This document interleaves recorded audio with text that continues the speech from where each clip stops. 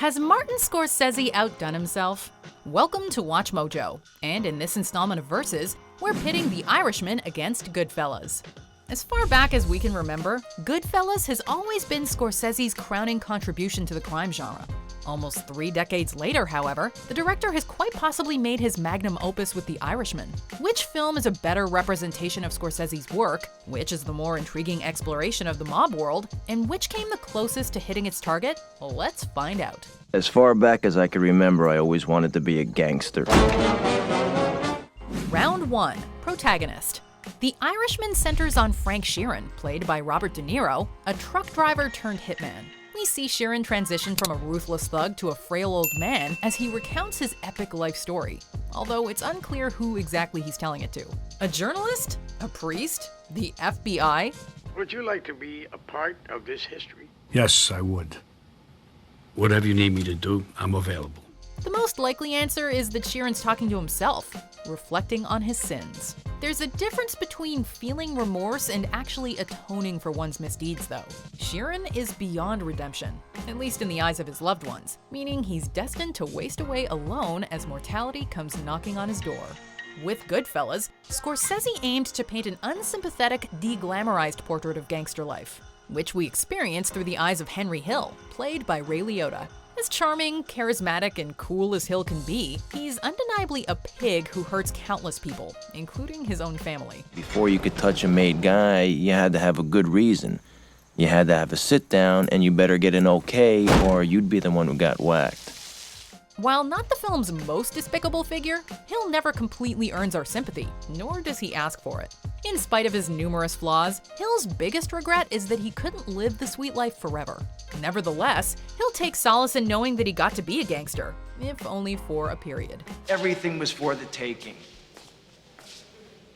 And now it's all over. Sheeran and Hill are alike in many respects, right down to their Irish roots. At the same time, comparing them is apples and oranges, as one looks back on his life with hollow emptiness and the other looks back with pride. Between the two, though, Sheeran is the more complex and mysterious protagonist, leaving more room for analysis and securing a point for The Irishman.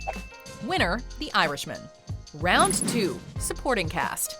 As if the reunion between Scorsese and De Niro wasn't enough to get audiences excited, The Irishman also marked the return of Joe Pesci. Listen, you tell Mark Duduzzo from me that I appreciate it, and everybody's gonna appreciate it. It's a good thing. While once again playing a mobster, Russell Bufalino can be seen as an against-type role for the usually hot-headed Pesci, who manages to be calm yet menacing. The day our trucks stop, America stops!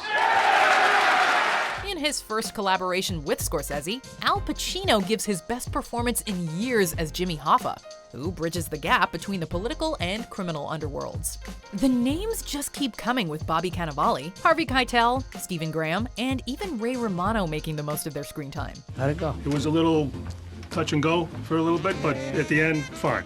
Before he played an Irish truck driver, Robert De Niro naturally slipped into the role of James Conway, an Irish truck hijacker.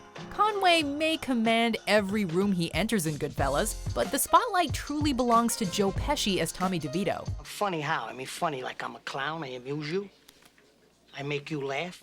In a rapid-fire performance that won him an Academy Award, Pesci creates an unpredictable character who leaves everybody walking on eggshells. You know, it reminds me, I need this knife. I'm gonna take this, it's okay? Okay, yeah, I just need it for a bring little it while. back though, you know. Lorraine Bracco also received an Oscar nomination for her performance as Karen Hill, whose attraction to Henry is almost like a cocaine addiction. The cast is rounded out with brilliant character actors, some of whom would later evolve into full-fledged movie stars. I know there are women like my best friends who would have gotten out of there the minute their boyfriend gave them a gun to hide. But I didn't. It's hard to find fault in either of these masterful ensembles, although one area Goodfellas clearly has the Irishman beat is in female representation.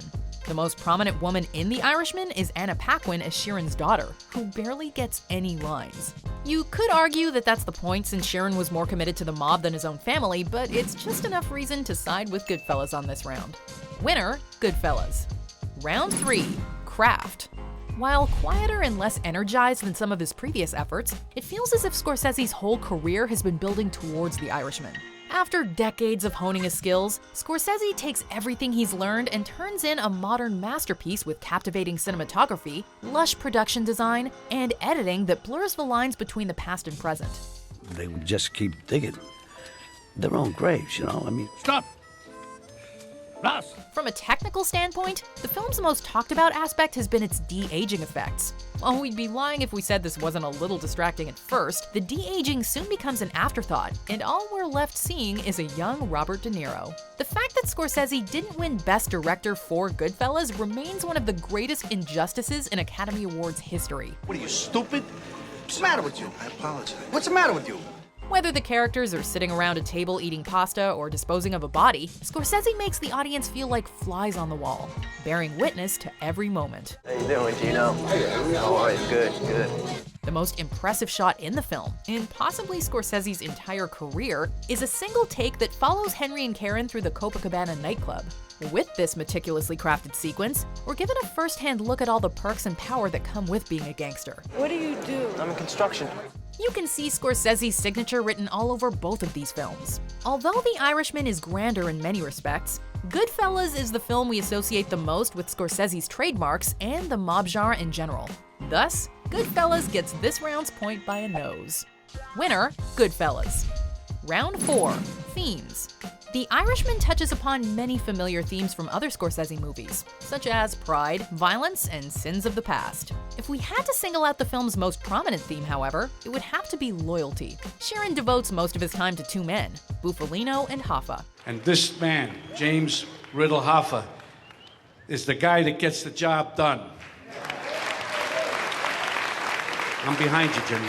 So, when Sheeran is forced to make a decision regarding where his loyalties primarily reside, it amounts to one of the most intense and gut-wrenching moments in any contemporary crime movie. We tried everything to help him, you know that.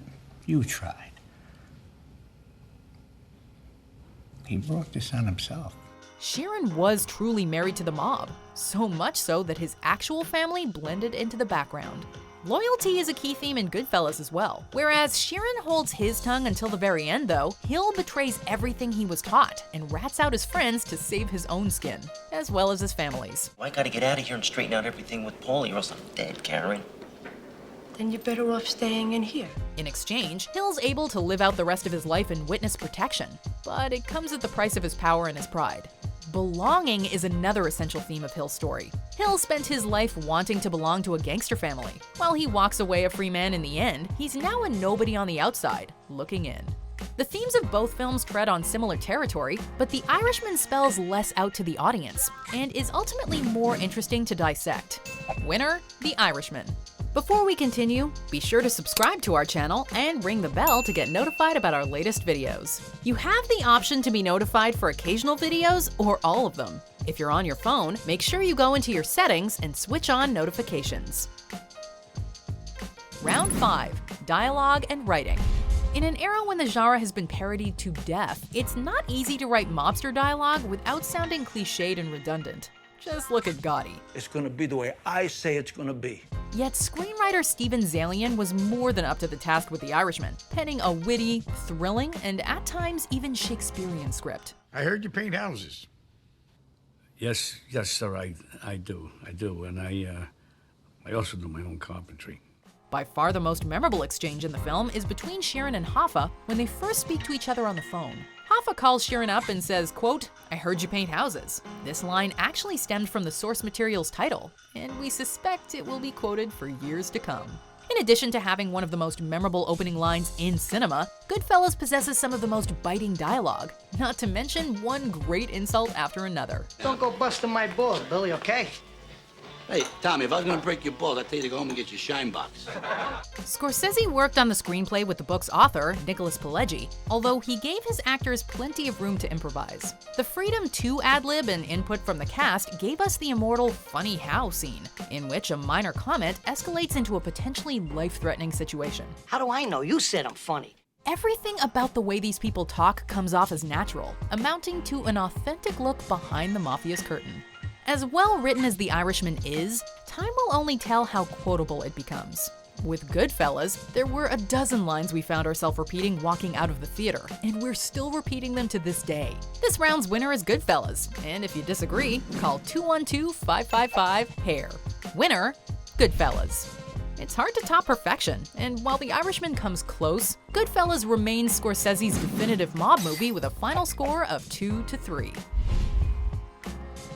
Do you agree with our picks? Check out this other recent clip from WatchMojo, and be sure to subscribe and ring the bell to be notified about our latest videos.